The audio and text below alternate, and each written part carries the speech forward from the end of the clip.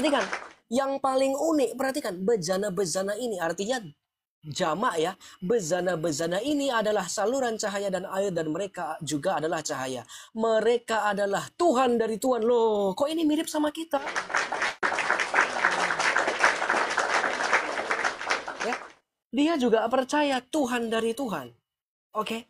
Mereka juga percaya bejana atau cahaya yang keluar dari Elohim itu adalah Tuhan, bukan Tuhan yang membelah diri. Ya, sebagaimana Kristus Yesus adalah terang yang keluar dari terang, Allah sejati yang keluar dari Allah sejati. Saya buktikan, apakah omongan saya ini berdasar atau tidak? Ya, sekarang akan saya tunjukkan pengakuan iman Nikea Konstantinopel. Ya, di situ adanya. Saya kasih tunjuk. Perhatikan ya teman-teman ya. Unik kan? Enak kan belajar Alkitab, ada dasarnya. Nggak ngedabrus baik kayak mereka yang ngemis-ngemis dari Alkitab kita kan. Perhatikan ya. Aku percaya pada satu Allah Sang Bapa yang Maha Kuasa, pencipta langit dan bumi dan segala sesuatu yang kelihatan maupun tak kelihatan. Perhatikan ayat kedua. Perhatikan benar-benar.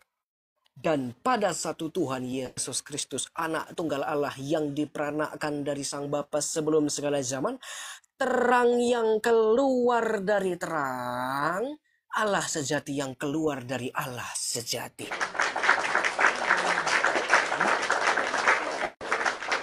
Terang yang keluar dari terang dan Allah sejati yang keluar dari Allah sejati.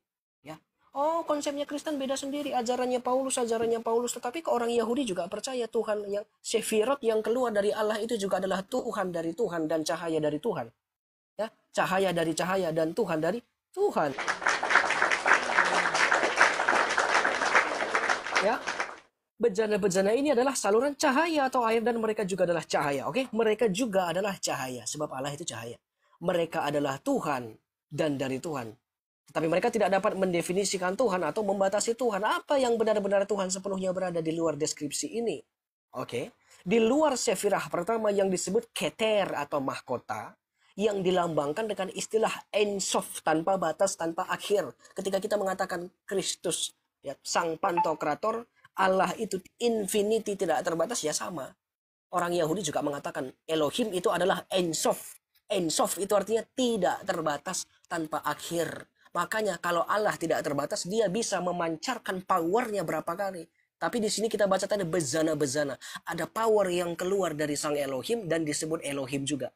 Apa yang keluar dari Elohim itu Elohim. Sebab apa yang berdiam di dalam diri Elohim adalah Elohim. Sebagaimana pahamannya orang Kristen. Apa yang berdiam di dalam diri Allah pastilah Allah. Kalau sempat ada yang berdiam di dalam diri Allah bukan Allah tetapi sama-sama kekalnya dengan Allah, maka Allah tidak maha kekal. Ya. Nah itu dia. Ternyata Yahudi juga sama.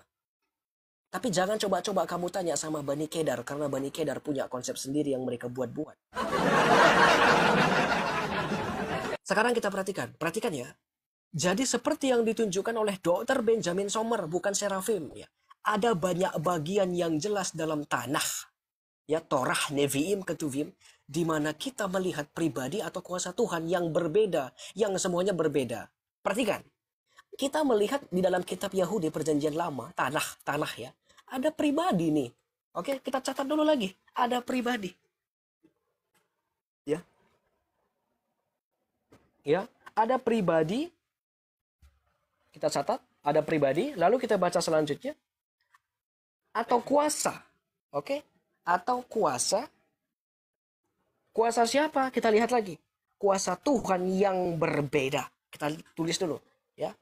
Dalam kurung beda. Oke, ada pribadi dan ada kuasa Tuhan yang berbeda, tetapi perhatikan, tetapi ada kata ya, ada kata tetapi ya. Semuanya berbeda, tetapi tetap satu Tuhan. Oke, tetap satu Tuhan.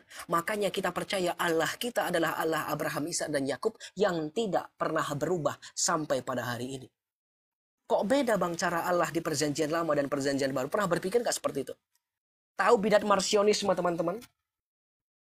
Marsionisme yang mengatakan Allah di perjanjian lama iblis, Bapa Yahweh adalah iblis, mohon maaf. Dia mengatakan Allah perjanjian lama dengan Allah perjanjian baru berbeda. Ya kan? Karena dia lihat berbeda sekali. Nah,